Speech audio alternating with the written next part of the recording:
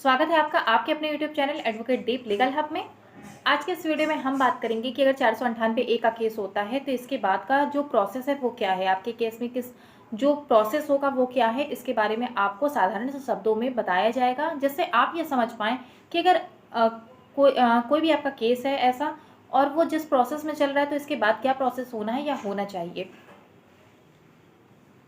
आप कई बार ऐसा होता है कि आपका ये क्वेश्चन आता है कि ये जो केस है ये कितने टाइम में ख़त्म हो जाएंगे, तो लास्ट में आपको ये भी बताया जाएगा कि इसका मिनिमम और मैक्सिमम टाइम पीरियड कितना है, जितने टाइम में ये ख़त्म हो जाएगा।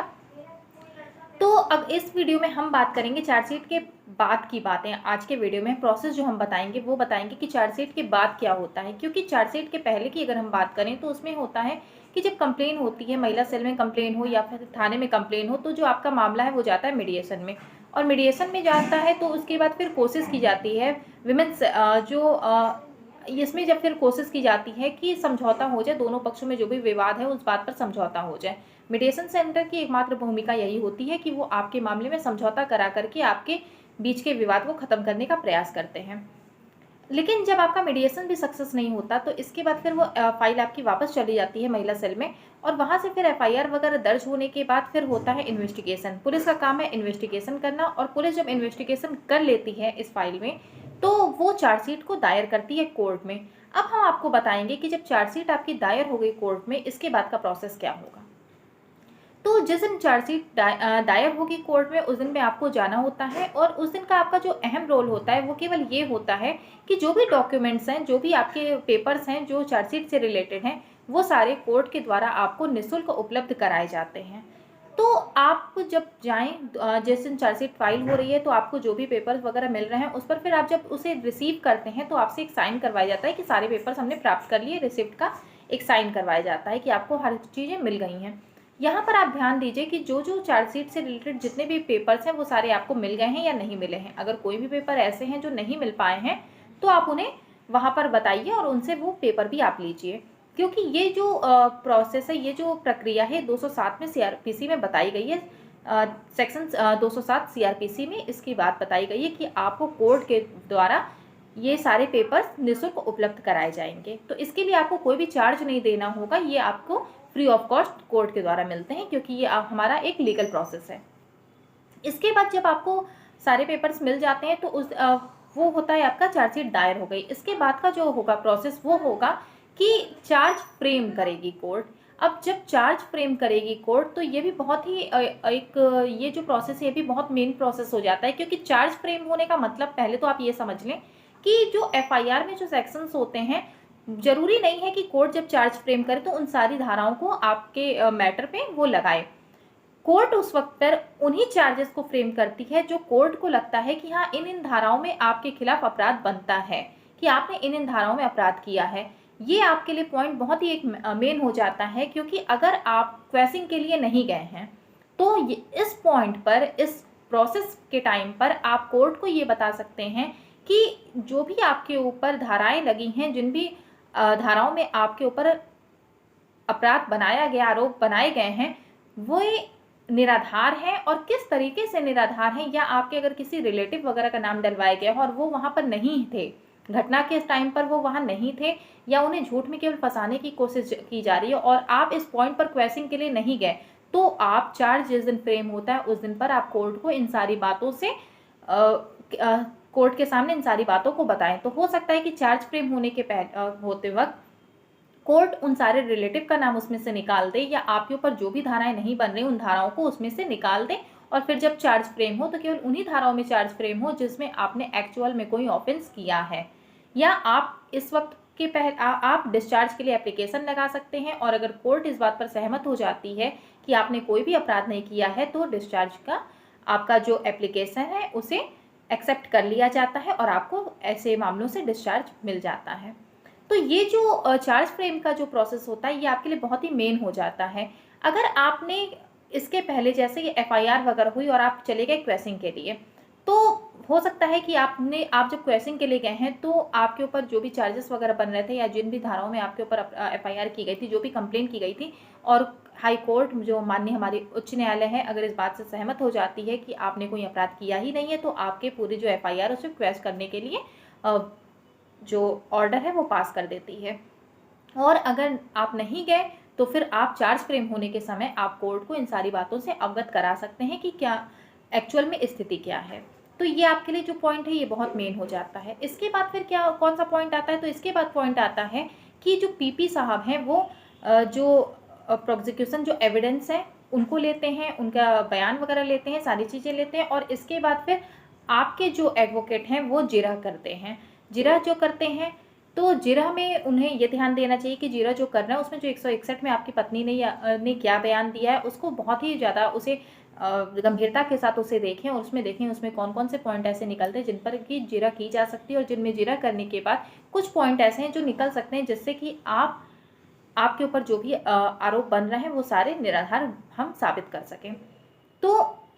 ये हो जाता है। ये क्रॉस एग्जामिनेशन का हम जब भी आपको वीडियो में बताते हैं तो हम आपको ये ज़रूर बताते हैं कि क्रॉस एग्जामिनेशन जो होता है ये बहुत ही ज़्यादा मेन पॉइंट होता है। ये क्यों मेन पॉइंट होता है, क्योंकि क्रॉस एग्जामिनेशन के वक्त पे बहुत सारी ऐसी चीज़ें हैं जो कि निकाली जा सकती हैं कि हाँ एक्चुअल में क्या चीज़ें थी, जो एफआईआर में लिखवाई गई, जो कंप्लेन करवाई गई है उससे अलग क्या स्थिति थी। ये सारी चीज़ें अगर अच्छे ढंग से जिरह की जाए तो ये सारी चीज़ें क्लियर हो जाती हैं। और इसके बाद फिर जब जिरह भी हो जाती है, फिर जिरह के बाद फिर होता है कि आपका जो भी एविडेंस वगैरह है वो सारे एविडेंस वगैरह लिए जाएंगे, और एविडेंस वगैरह लेने के बाद फिर जिरह जो दूसरे साइड के जो वकील हैं, जो महिला पक्ष के जो वकील हैं, आपकी पत्नी के जो वकील हैं, वो फिर आपसे जिरह करते हैं। आप जिरह करेंगे, क्रॉस एग्जामिन आप वो करेंगे और आपसे सारी चीज़ें पूछेंगे। और इसके बाद जब सारी चीज़ें हो जाएंगी फाइनल, जब सब कुछ हो जाएगा, सारा प्रोसेस हमारा हो गया, इसके बाद का जो होता है वो होता है फाइनल आर्ग्यूमेंट। फाइनल आर्ग्यूमेंट मतलब कि जो लास्ट जो बहस होती है वो हो जाती है। तो ये जो फाइनल आर्ग्यूमेंट का जो पॉइंट होता है ये भी बहुत मेन होता है, क्योंकि इस वक्त पर आपके जो वकील हैं वो सारी चीज़ें बता सकते हैं। वो चीज़ें जैसे कि अगर किसी भी महिला ने आपके ऊपर, आपकी पत्नी ने आपके ऊपर कोई आरोप लगाए हुए हैं, उसमें कई सारे पॉइंट बताए हुए हैं, उसने ये कहा है कि आप मारते थे, पीटते थे, या फिर आप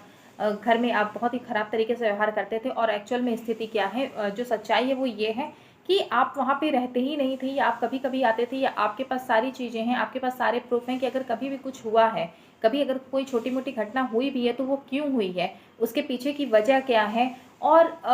आपके साथ किस तरह की परिस्थितियाँ आपके साथ उत्पन्न होती थी, क्या क्या चीज़ें आपने फेस की हैं, और किस तरीके से आपके साथ क्रूएल्टी की गई है। और इसके बाद फिर इसमें बहुत सारी पॉइंट ऐसे भी निकलते हैं, जैसे बहुत जगह ये देखा जाता है कि जो महिलाएं हैं कहीं कहीं वो जा कर के कुछ थोड़ी बहुत प्रॉब्लम घर में होती है, या फिर कुछ ऐसा होता है कि उन्हें बहुत ज़्यादा फ्रीडम चाहिए होती है और वो उन्हें नहीं मिल पाती है, और जब वो फ्रीडम उन्हें नहीं मिल पाती है तो वो किसी न किसी तरीके से कट करके अपने घर से और कुछ न कुछ उसमें कुछ बातें ऐसी निकाल के जिस पर जा कर के आपके ऊपर केस वो करवा देती हैं। और जब केस करवा देती हैं तो उसमें बहुत सारे ऐसे पॉइंट भी होते हैं जो कि वे गलत बताती हैं। तो ये जो पॉइंट ऐसे हैं जो गलत बताए गए हैं, इन पर जो फाइनल आर्ग्यूमेंट होती है इसमें मेन फोकस किया जाना चाहिए कि जो भी चीज़ें हुई थी वो क्यों हुई थी। क्योंकि मानसिक जो स्थिति होती है, हमारी जो मना स्थिति होती है, तो उस पर ध्यान दिया जाना बहुत ज़्यादा ज़रूरी है। मेंस रिया हमारे जो लॉ में एक पॉइंट है, मेंस रिया का मन स्थिति, इसको बहुत ज़्यादा फोकस किया जाता है लॉ में। अगर कोई भी क्राइम होता है या कुछ भी होता है तो मेंस रिया बहुत ज़्यादा इंपॉर्टेंट हो जाता है। तो वैसे अगर 498A का भी कहीं भी केस हुआ है और अगर आप ऐसे केस में फंसे हुए हैं तो उसमें जो फाइनल आर्ग्यूमेंट हो उसमें मेंस रिया के पॉइंट को बहुत ज़्यादा ध्यान देना चाहिए कि हाँ क्या क्या चीज़ें थी, सारी चीज़ें शुरू से लेकर के अंत तक किस तरह की स्थिति को आपने फेस किया है, किन किन चीज़ों की वजह से आपके परिवार को परेशानियों का सामना करना पड़ा है, किस तरीके से आप जहाँ पर भी काम करते हैं, आपका जो भी ऑफिस है या फिर आप जिस भी डिपार्टमेंट में काम करते हैं उन जगह पे किस तरीके से आप अपमानित हुए हैं बिना किसी कारण के। और आज इन सारी चीज़ों को झेलते हुए, इन सारी चीज़ों में फंसते हुए आप आज इस स्थिति में पहुंच गए हैं कि आप बिना किसी गलती के आपको कोर्ट के चक्कर लगाने पड़ रहे हैं और आपको इन सारी चीज़ों को फेस करना पड़ रहा है। तो जब फाइनल आर्ग्यूमेंट के समय पे जब हम सारी चीज़ों को बताते हैं और सब चीज़ों को अगर हम एग्जैक्टली जो चीज़ें हुई हैं हमारे साथ उन चीज़ों को अगर हम सही ढंग से वहाँ पर रख पाते हैं तो ये संभव है कि आपके पक्ष में निर्णय कोर्ट का आ सकता है और आपके ऊपर फिर कोई भी किसी भी तरह का आप पर ऑफेंस नहीं बनता और आप दोषमुक्त किए जा सकते हैं। तो ये सारा प्रोसेस है जो कि बहुत ही साधारण से शब्दों में आपको बताया गया है। इस वीडियो में। अब आपका एक क्वेश्चन होता है कि ये जो 498 ए का केस है ये कितने समय तक चलता है। तो देखिए, जहाँ तक हम समय की बात करें, जब आप हमसे पूछते हैं कि मैम ये कितने समय तक चलता है, तो अगर हम आपसे समय की बात करें तो इसको एग्जैक्ट बताया जाना संभव नहीं है, लेकिन आप फिर भी समझ लीजिए कि कम से कम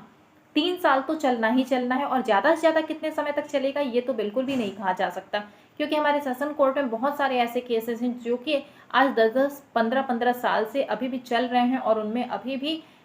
उनका क्या फाइनल डिसीजन आना है या क्या होना है उसमें, वो कुछ भी आपको नहीं बताया जा सकता, कुछ भी इसके बारे में नहीं कहा जा सकता। तो इसलिए हम आपको मिनिमम तो टाइम बता सकते हैं, लेकिन मैक्सिमम टाइम कितना लगेगा ये नहीं बता सकते। इन सब के बीच में आपको एक चीज़ ज़रूर ध्यान रखनी चाहिए कि आपको सेटलमेंट का प्रयास करना चाहिए। आपको ये कोशिश करनी चाहिए कि इसमें समझौता हो जाए। लेकिन समझौते की बात में भी यहाँ पर आपको एक चीज़ और क्लियर कर दें कि अगर हम समझौते की बात करते हैं तो हमें ये जानना चाहिए कि कुछ अपराध ऐसे होते हैं जो कि समनीय होते हैं, मतलब कि उनमें समझौता हो सकता है, और कुछ ऐसे होते हैं जिनमें समझौता नहीं हो सकता। लेकिन अगर समझौता आपने किया है कि कोई ऐसा ऑफेंस है जिसमें जो कि आपने समझौता कर लिया है, तो यहाँ पर आपके साथ एक प्रॉब्लम ये आ सकती है कि अगर आप किसी सरकारी नौकरी में हैं या फिर अगर आप सरकारी नौकरी करने वाले हैं, उसकी तैयारी कर रहे हैं, तो ये प्रॉब्लम आपके साथ ये आएगी कि वहाँ पर आपके पास जो आपने समझौते के माध्यम से अपने केस को ख़त्म किया है, तो आपकी जॉब में वहाँ प्रॉब्लम आ जाएगी। इस पर हम एक डिटेल में वीडियो बना करके आपको देंगे कि किस तरीके से आपके जॉब में प्रॉब्लम आ सकती है। तो इसलिए ज़्यादा से ज़्यादा ये प्रयास करिए कि आप अगर कोई भी आपके ऊपर केस चल रहा है तो आप उसमें दोषमुक्त हों, न कि आप उससे समझौता करके आप उन्हें ख़त्म कर पाएँ। तो